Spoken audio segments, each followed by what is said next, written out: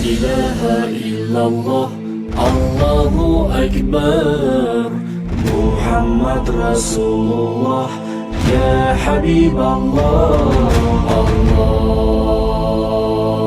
Allah bin Abdul Muttalib radhiyallahu anhum.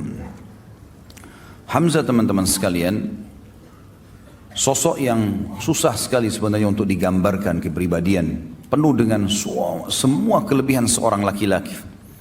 Fisiknya kuat, kulitnya putih, tampangnya tampan, ya. Kemudian orang yang memiliki prinsip dalam kehidupan, benar-benar salah-salah. Dan Hamzah ini radhiyallahu anhu, nasabnya adalah Hamzah bin Abdul Muttalib bin Hashim, dan punya kunya Abu Umar atau Abu Ya'la. Ada dua.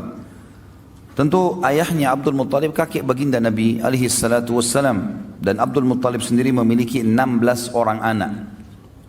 10 orang laki-laki dan 6 orang perempuan. 10 orang laki-laki ini ada 6 orang diantaranya yang meninggal sebelum masa kenabian, yaitu anak pertama Abdul Muttalib namanya Harith, kemudian Zirar, kemudian Hijir, kemudian Muqaddam, kemudian Zubair dan Abdullah, ayah Nabi alaihissalatu wassalam. Ini 6 orang meninggal sebelum masa kenabian. Sementara ada 4 orang dari laki-laki yang mendapatkan fase kenabian, 2 orang beriman dan 2 orang dalam keadaan kafir. Yang beriman adalah tokoh kita Hamzah bin Abdul Muttalib dan saudaranya Abbas bin Abdul Muttalib radhiyallahu anhum ajma'in, dan yang meninggal dalam keadaan kufur sementara mendapatkan fase kenabian adalah Abu Talib dan Abu Lahab. Dan Abu Lahab namanya adalah Abdul Izz. Sementara dari perempuan 6 orang, nama-nama tante-tante Nabi SAW atau saudarinya Hamzah adalah Sofiyah. Dan Sofiyah ini dipastikan masuk Islam. Dia adalah ibunya Zubair bin Awam. Kemudian Ummu Hakim, Atiqah, Umaymah, Afwah dan Bariyah. 6 orang nama ini, nama perempuan Sofiyah, Ummu Hakim, Atiqah, Umaymah, Afwah dan juga Bariyah, ya. Ini semuanya disebutkan. Yang saya temukan adalah yang masuk Islam Sofiyah. Kalau yang lain Allahu alam saya belum temukan. Kalau teman-teman temukan, alhamdulillah bisa jadikan sebagai referensi.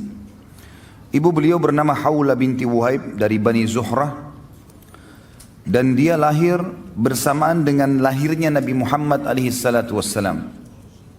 Ya, jadi memang walaupun dia posisinya paman, tapi lahirnya tahun yang sama dengan lahirnya Nabi SAW. Makanya dikatakan Hamzah seumur dengan Nabi SAW. Dan selain paman, juga seumur dengan Nabi SAW, dia juga adalah saudara susuan Nabi alaihi salatu wassalam, ya.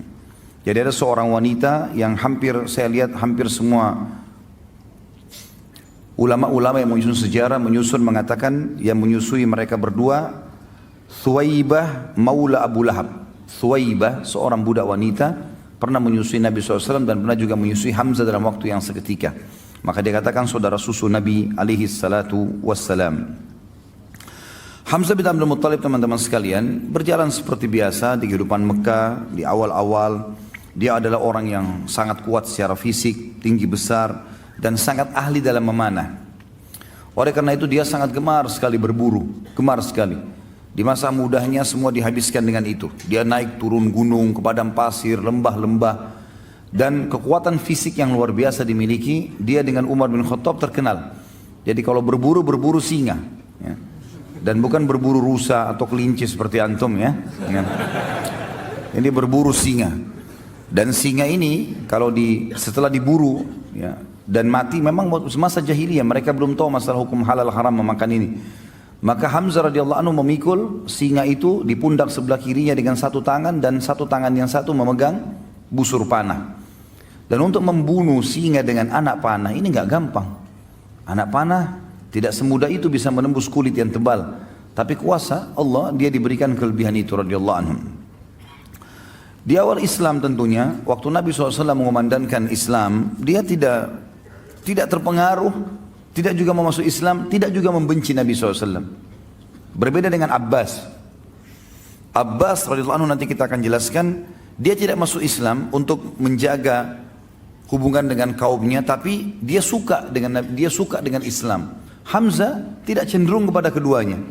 Tidak ikut-ikutan membenci Islam, tidak juga mendukung keponakannya. Makanya yang paling condong mendukung itu adalah Abu Talib sebenarnya. Tapi yang jelas teman-teman sekalian, ada satu kejadian dengan hikmah Allah terjadilah masuk Islamnya tokoh kita ini.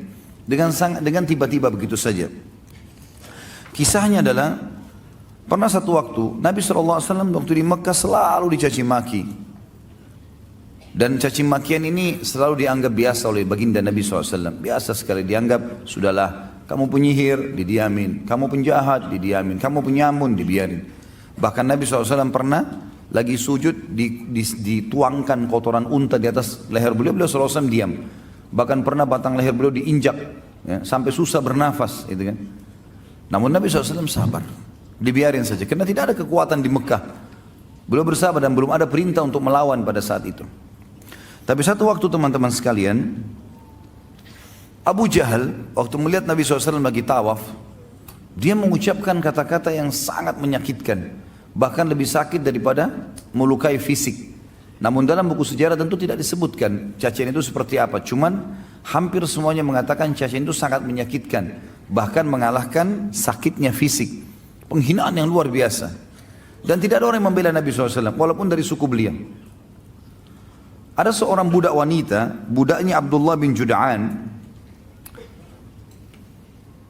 Abdullah bin Jud'an ini adalah orang yang terkenal, sangat baik sekali di Mekah. Hadis Aisyah mengatakan, ya Rasulullah, Ibnu Jud'an. Orangnya sangat baik di Mekah. Sangat santun, suka silaturahim keluarga, suka bantu orang susah. Kata Aisyah radhiyallahu anha, ya Rasulullah, dalam hadis Bukhari Muslim, Ibnu Jud'an. Siapa yang tidak kenal kebaikannya di masa jahiliyah? Apakah bermanfaat amal-amal yang dia kerjakan? Kata Nabi SAW, tidak sama sekali. Karena dia belum pernah beriman kepada Allah. Dia tidak syahadat, tidak masuk Islam. Yang jelas Ibnu Jud'an ini, Abdullah bin Jud'an tidak pernah membenci Nabi SAW, tapi dia tidak masuk Islam. Ada budak wanitanya dia lewat melihat Nabi SAW dicaci maki dengan cara seperti itu. Dan dia tahu tuannya ini Abdullah bin Jud'an tidak membenci Nabi SAW. Maka dia pun berusaha mengangkat suaranya mengatakan, hai Quraisy, tidakkah kalian punya sopan santun? Kenapa kalian membiarkan ini? Kenapa dicaci maki? Nggak ada yang peduli. Apalagi ini budak wanita yang bicara.